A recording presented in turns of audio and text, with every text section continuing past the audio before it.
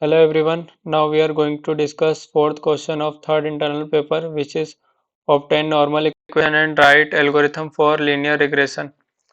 Here given a data set with input formula x and target value y. The normal equation for finding the coefficient theta that minimize the mean square error curve. Here is our formula xq is equals to xt y. Here x is the matrix of input feature, y is the rectangle of largest value. Here xt is a transformation of x and q is a vector of coefficient. To derive this, start with curve function. Now theta is equals to 1 by 2m summation of 1 to m n theta x to the power I minus y to the power I to the power 2, where h theta is hypothesis function. Here is our Cottage formula. Now compute partial derivatives like this and then set partial derivatives to the 0. We will set it to the 0. Solve for theta. Now we solve for theta.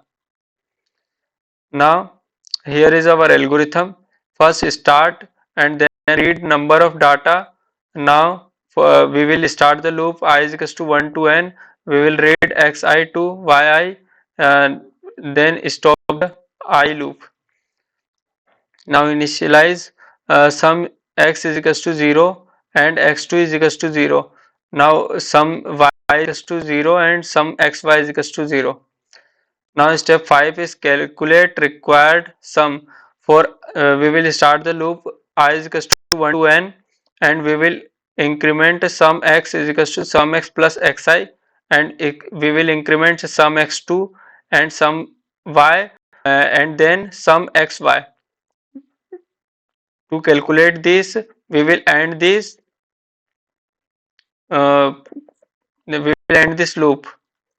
And then step 6 is to calculate required constant a, b and y is equals to a plus bx.